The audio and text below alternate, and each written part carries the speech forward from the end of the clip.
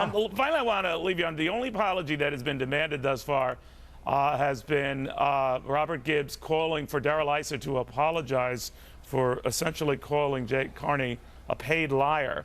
What did you make of that? You know, Jay Carney has about as much credibility today as Baghdad Bob had at the end of the first Iraq War. You know, when the tanks were going on behind him, he said there's no tanks there. You know, listen, the American people demand the truth from our president. But Jay do you think Carney's that's overreach to say something like that, that it's sort of, it does sort of poison the atmosphere a little bit, that this looks overly opportunistic, overly political? You know, but the facts are the facts, Neil. Yeah. Listen, you know, it's real simple. You know, we want the truth. Where I live in flyover country, the truth means what actually happened. So why does Jay Carney come out every day, whether it be Fast and Furious, you know, the Benghazi, right, IRS, or anything, with all these political talking points that factually turn out to be false? Where I live, that's called lying. And no one has apologized to you, have they? No, there's been, well, Miss Lerner did say, you know, that she apologizes to all the Tea Party people. So she said, I regret. I know that was so sincere. That was very sincere, too, Neil. Very sincere. Now behave, young man. Tom, thank you very, very much. Boy, the hell you've had to deal with Tom Zaskowski, but he gives back what they throw at him every time. Meanwhile, to another controversy that's brewing, and this could make the IRS thing pale down the road by comparison. One involving the Health and Human Services Secretary, Kathleen Sebelius. Just bring you up to date. Did she break the law by forcing donations out of private companies to help essentially promote the health care law? Oklahoma Republican Senator Tom Coburn wants to know, and he wants to look into this and calls for, right now, an inspector general to conduct an independent probe. Senator, good to have you. Answers on any of the above? Not yet. I have no doubt in my mind they have broken U.S. code by augmenting their appropriations. I've had several large insurance executives tell me that they were asked to contribute to this.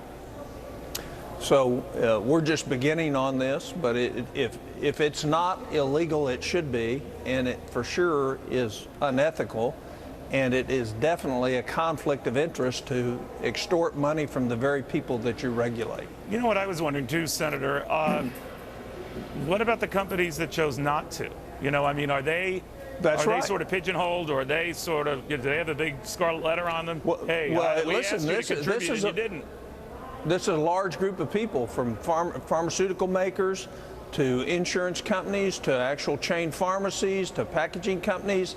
You know, they have hit them all up, and 31 U.S. Code 1301A says you can't do that. And so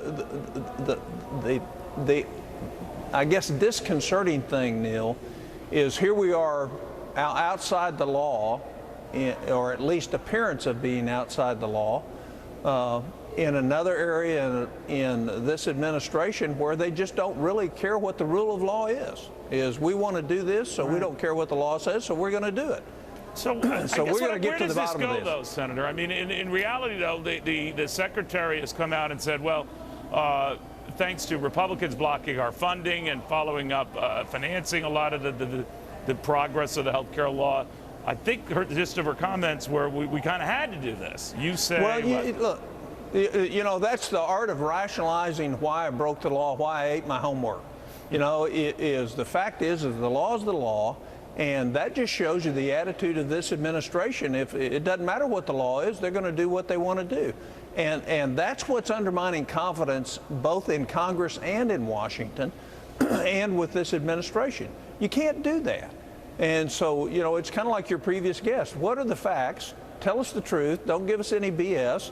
And let's look at this. And from what it appears right now from the people I've heard from, you in fact were given a pretty hard shove to contribute to the private sector program to roll out Obamacare. And it certainly is unethical. It definitely is a conflict of interest, and I'm not sure that it doesn't violate supplementing their own appropriations, which is against the law. So bottom line, you have this crisis, you have the whole issue of the IRS and whether we should be having thousands of more agencies handling, you know, dozens of different financing needs in health care. At the very least, Senator, it would appear like the rollout of this health care law has been slowed, stymied, stopped, what? Well, look, it's not whether it's slowed or stymied. This plan isn't going to work. I believe their default position all along was that this isn't going to work, and the default position is single-payer, government-run health care. That's what they want. And that was their goal? They want to make that decision, and so the point is we don't have any good market forces allocating scarce resources in health care, and we're never going to control the cost till we do. And we can create great safety nets for those that need our help, but we ought to let market forces cut the cost of health care. The problem with health care is it costs too much. It's not that we can't get good quality health care. Senator, thank you very much. Good seeing you again. You're welcome, Neil. Good to talk to you. Same here.